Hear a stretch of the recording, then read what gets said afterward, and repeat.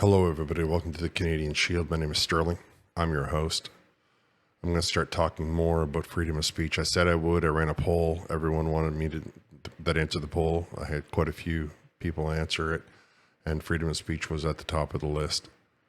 That's interesting to me because freedom of speech is very important to me. I find it to be the number one freedom. Without freedom of speech, there is no freedom with it. Now, people will twist the word and try to get excited and try to get hostile, and they'll say, oh, if you're allowed to say whatever you want. Freedom of speech is not the ability to say whatever you want. Freedom of speech is the ability to speak truth to power.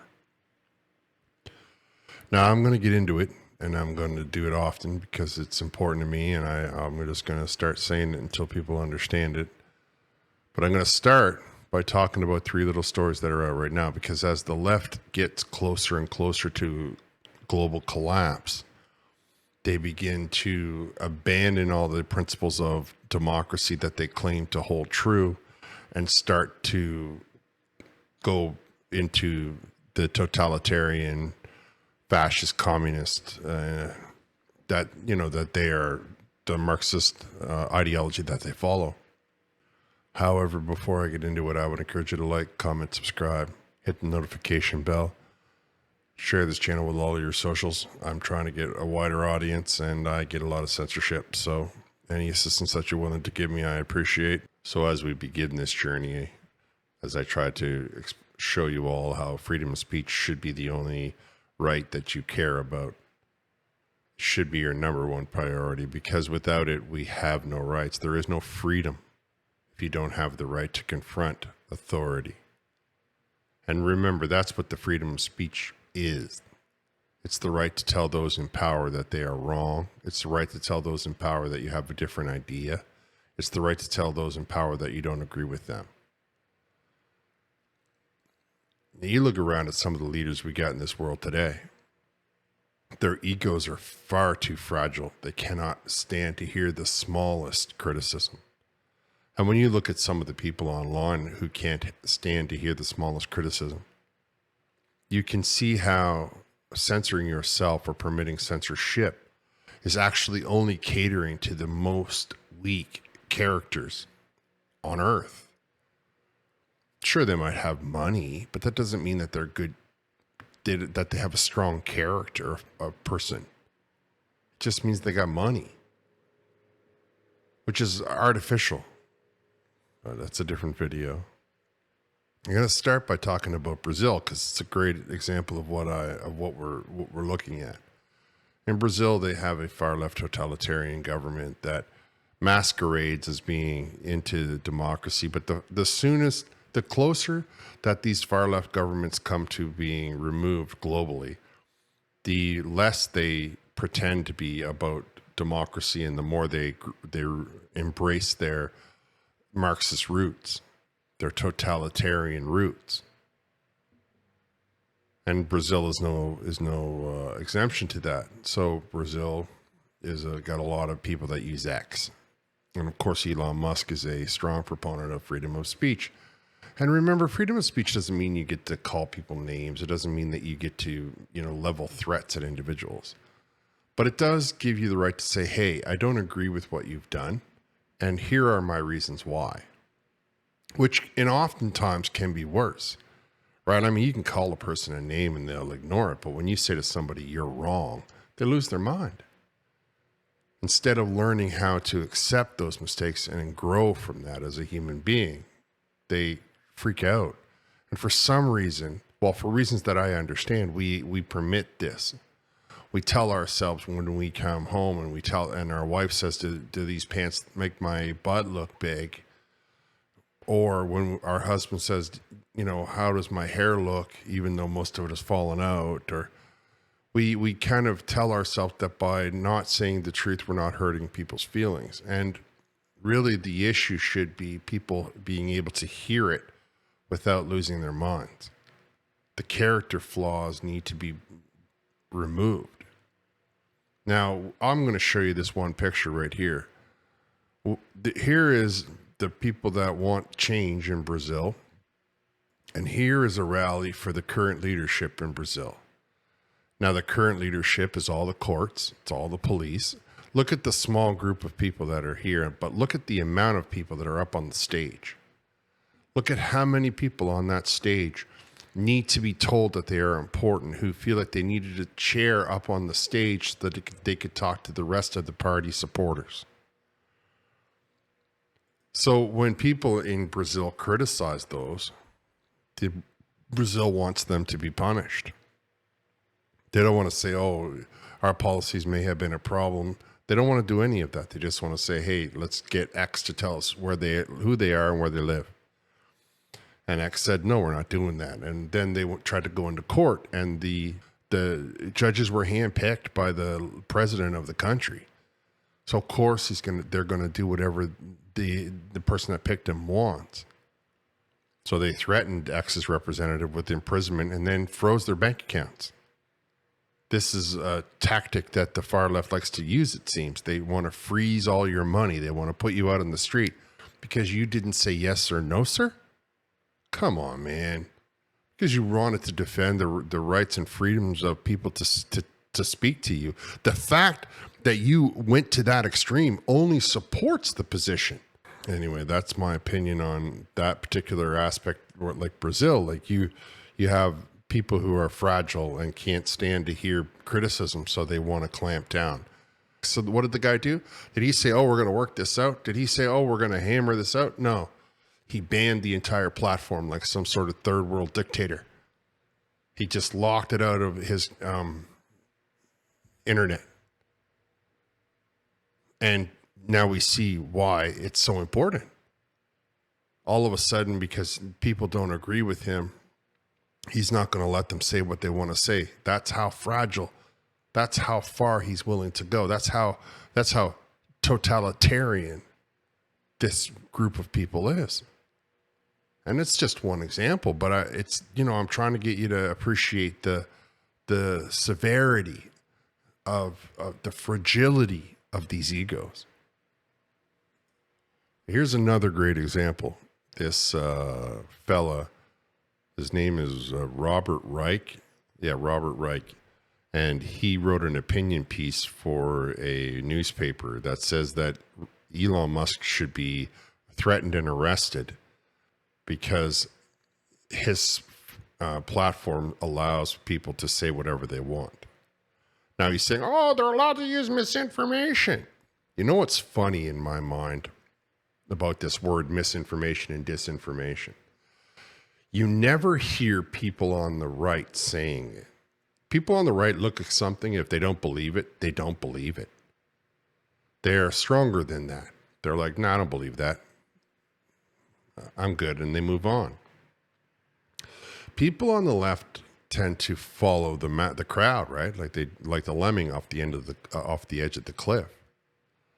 And so when you have the only platform on earth that's not I suppose there was that French fella who's trying really hard to hold on to his freedom.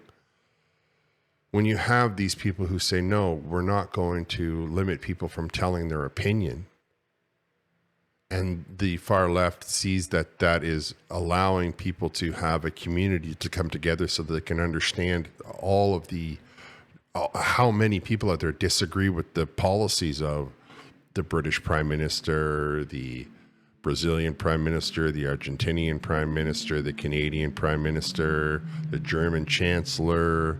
I mean, the list of people that are against freedom of speech is pretty extensive, and they all seem to be at the top of the pyramid. Strangely, they feel that because they are at the top, the decision is theirs to make. They don't care what the 99% want. They don't care that this journalist is screaming for someone to be put in prison. And if the same person, or if a different person was saying the same argument about the owner of Facebook, what's his name there? Putting him in prison because we know that he has no problem censoring, right? We know that he admitted it in front of Congress and all that stuff. Zuckerberg, right? If for whatever reason a journalist was calling for Zuckerberg to be put under pressure, for Zuckerberg to be banned and put in prison, this very same people who are talking about doing it to Elon Musk would be screaming that journalist should never be permitted to say that.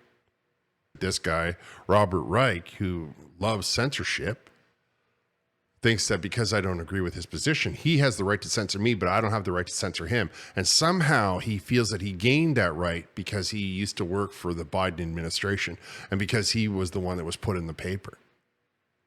Meanwhile, the owner of the entire X platform, one of the wealthiest men on earth, the billionaire, he doesn't have the right somehow. Somehow Robert Reich, ironically, in the name with the name like Reich, feels that he is the moral authority. He is the one that decides for billions of other people. You see why the issue of censorship is important. You see how all of this authority given to one person gets to their mind. Now the character of the individual starts to surface. And we can't criticize that individual because all of a sudden he has the censorship pen in hand. And he wants people put in prison who don't agree with his philosophy. Now, I got one more story to show you on this inaugural episode of Freedom of Speech. And, it's going to take me where it takes me, I guess. Okay, so here we want to talk about fragility. We want to talk about not having rights at birth. We're looking at the United Nations will continue to engage the Taliban in Afghanistan, despite new laws restricting women. And I don't hear any complaints from the feminist groups, so that's a bit bizarre, but we'll talk about something that after. The United Nations will continue to engage all stakeholders in Afghanistan, including the Taliban, a UN spokesman said, even though the Afghanistan rulers issued a ban on women's voices and bare faces in public and severed ties with the United Nations mission after it criticized them. So basically what's happened here is the Taliban has decided that women in Afghanistan cannot show their face in public and cannot speak in public and are not permitted to read. They're not allowed to sing either. It's in the article. However, because the United Nations said we don't think that that's a really nice thing to do, the Taliban has severed ties with the United Nations. And the United Nations says, oh, don't worry, we're going to still continue to work with them, which is kind of a weird thing to do. It makes you wonder where they really lie, this United Nations, or how united they really are. It makes you wonder why in Boston, New York, Toronto, Montreal, so many places, if you say, or even on like Reddit or any of these websites, if you say a woman might be overweight, well, they want you removed from the entire platform. They want you put in, re-education classes. And yet, in Afghanistan, they have decided that women should not be permitted to speak in public. They have decided that women should not be able to sing. And nobody is speaking out against that. Nobody is saying, oh, wait a minute. We need to put these people on notice. We need to stop sending them aid. We need to stop trading with them. We need to put an embargo on them. Nobody's canceling them. And I feel that the hypocrisy and the contradiction is something that we need to address. Now, what I really find profound is the idea that these men have decided women don't have that inalienable right to speak what's on their mind. Not only that, they don't have the right to speak when other men might hear them in public. And you want to talk to me about the idea that we should be censoring people. Well, here is a great example of where it goes. Here is an excellent example of how far to the extreme it can happen. I just remember that the next time you say to yourself, oh, I can't believe my boyfriend said that to me. Because imagine how these females feel. Imagine the amount of things that they have to listen to that they can't say back anything in any way, shape, or form. Put your mind in the shoes of one of these individuals. In North America, the United Nations will completely support International Women's Day, unless apparently it's in a different country that they don't have any influence in. And then it's okay, it's fine. We're going to, not only do we not care that it's going on, we're going to still be doing business with them. We're still going to be continuing our mission there, and we're going to be hanging out with them, and we're going to be sending them supplies, and we're going to be doing all that stuff. You can't control the perception. You can't understand how they're going to receive any of the information. And so because it's so erratic, there can be no stability inside of that. And so we have to come back to the founding principles. We have to come back to say, hey, wait a minute. People have the right to open their mouth. If you don't agree with it, that's your problem, not their problem. So what's my point? Well, if you see an F. Trudeau flag flying around Ottawa, Trudeau doesn't like that. He loses his mind. Where does it end? Where does it end? Now, I'm going to wrap here because this one is kind of long, but I assure you I've just scratched the surface. I haven't even explained to you other aspects of the root of the freedom of speech. What it is, truthfully and honestly, is the right to speak truth to power. And if that power can't handle hearing it, the problem is not what's been said. The problem is the caliber of the person who heard it. Fragility is not a leadership quality. All right, I'm going to wrap here. I want to thank you all for listening. I would encourage you to give this video a thumbs up. I'll talk to you next time.